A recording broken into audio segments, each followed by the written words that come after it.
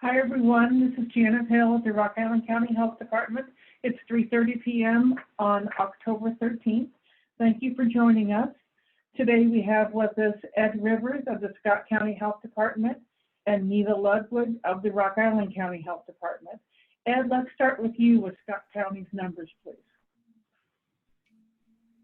Today, the number of cases in Scott County is 3,636. And we're saddened to announce that in the past few days, we've been informed of the deaths of 3 more Scott County residents. This brings the number of deaths to 32. Our hearts go out to the families and friends of these latest victims of the coronavirus pandemic. As we've noted, deaths are a lagging indicator, occurring well after infection and development of the disease. Our case numbers in Scott County are rising at an alarming rate. The average age of the cases is also rising, indicating an increase of cases in the senior population. We have only more death to come unless our community adheres to the self-protective measures we've advocated time and again. When you protect yourself, you protect your loved ones. When you don't take these simple precautions we urge, you put them at risk. It's likely that younger individuals, including those with no symptoms, are transmitting the disease to older family members with underlying health conditions, resulting in these deaths. Please don't be the reason that your elderly family members contract COVID and pass away.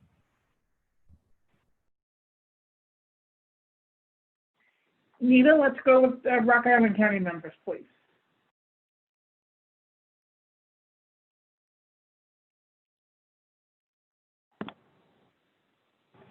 Nita, I think you're on mute. So sorry.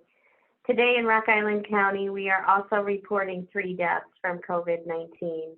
A man in his 70s, a woman in her 80s, both who had been hospitalized, and a man in his 60s who was in a long-term care facility. In Rock Island County, our total deaths are now at 93. 32 new additional cases of COVID-19 are being reported today, which makes our new total 3,521 for Rock Island County. 20 patients are also currently hospitalized today in our county. And again, our deepest sympathies to the friends and family and loved ones of these most recent victims.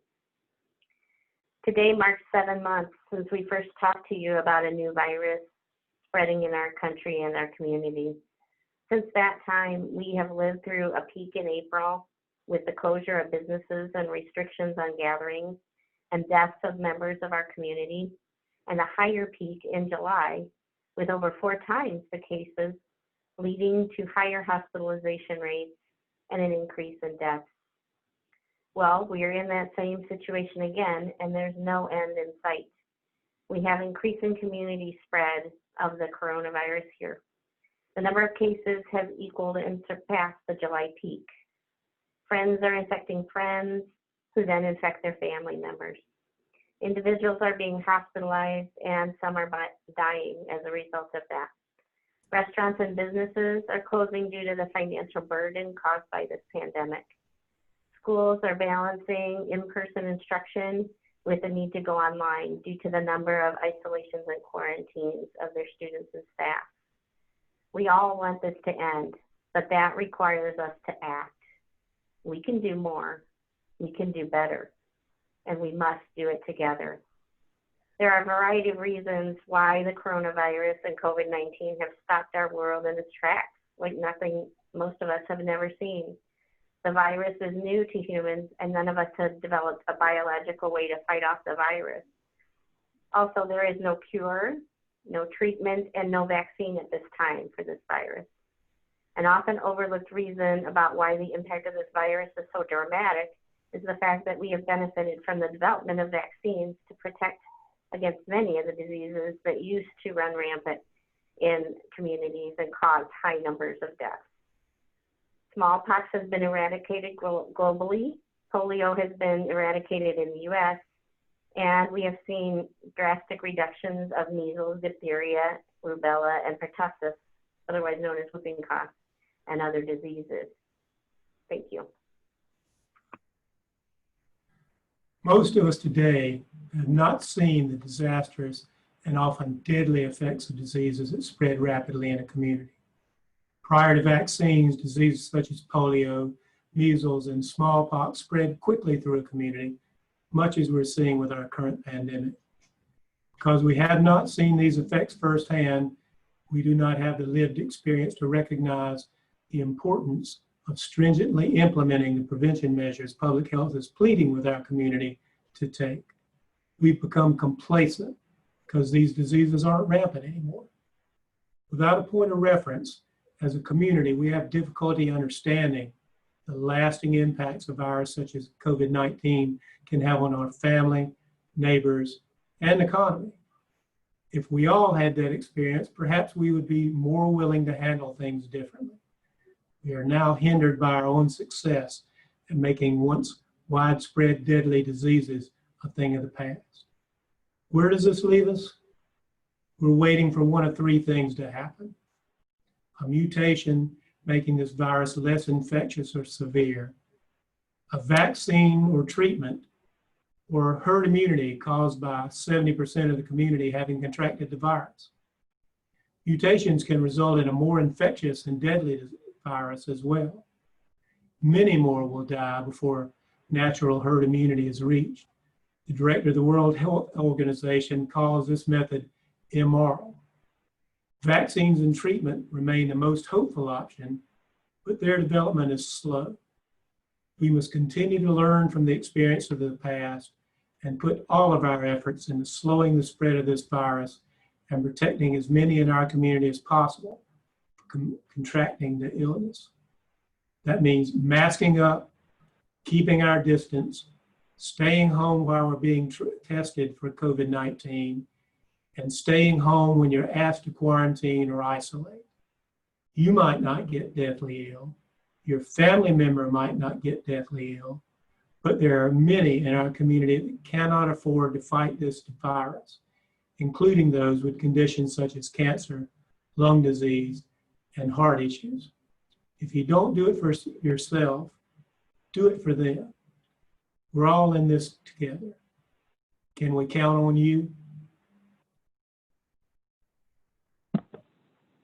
Thank you, Ed and Nita. And we do have a couple of questions that have popped up prior, so we'll go ahead and go to those. And the first question is, due to numbers rising, should places start closing? Ed, do you want to start with that question? Well, public gathering places are indeed areas where people contract the illness. We encourage all businesses to require masks in their facilities. Businesses, bars, restaurants, if everybody masks in these locations, then transmission is lower. We're seeing a lot of the cases that are happening in Scott County happening outside these public gathering places, in private parties, weddings, and other such venues. What we need is for people to understand that it transmits anywhere you go, and to take the precautions we've urged them to take everywhere they are. A follow-up to that, should there be more restrictions? I know that's something that takes place at the state level. Do you have any thoughts on that that you can share?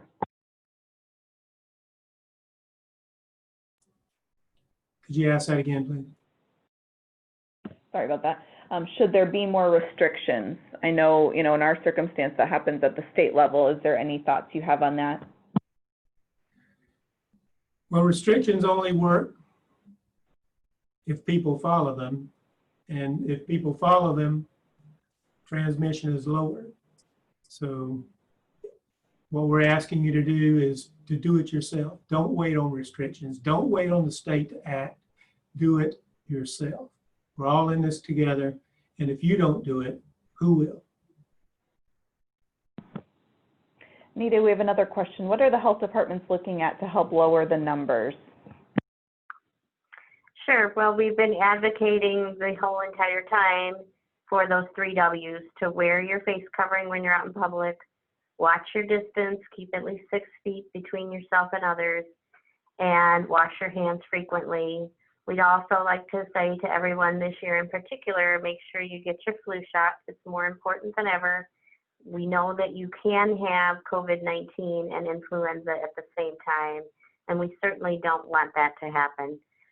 Both Ed and I have also signed a letter in coordination with our medical directors for the Chamber of Commerce to also advocate for businesses to make their own mask mandates in their individual businesses.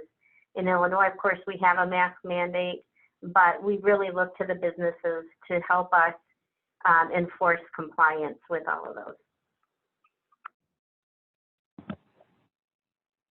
Thank you. It doesn't look like we have any additional questions, so we'll go ahead and conclude for today.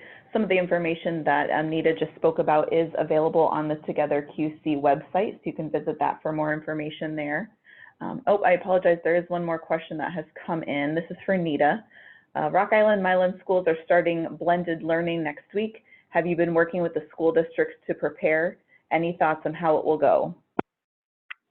Sure, we've been working with all the school districts in the county this whole entire time, and they all have really great plans. They have contingency plans, as we all know, and so we do expect there to be great compliance within the schools, and we hope that they will be able to do their blended learning and continue on, and everyone remains safe. In Illinois, the schools will also start getting some rapid care testing machines, so that will certainly help too. I don't believe any of them have received those yet, but they are on the way.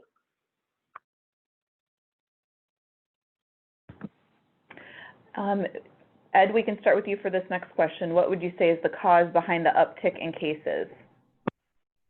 As we've said, transmission is lowered when people mask up and pay attention to social distancing, wash their hands. The only thing that I can conclude is people aren't doing that. That's why we're beseeching you. Please mask up when you're with other people, stay 6 feet from others, and do everything you can to stem the transmission of this illness. Okay, well, thank you, Ed and Nita, for again joining us with this important information. This recording will be posted on the Scott County Health Department's website. We will have a press release that follows this. And if you have any further questions, you can look to the recording. We do hope to talk with you again later this week. So thank you, everyone. Have a good afternoon.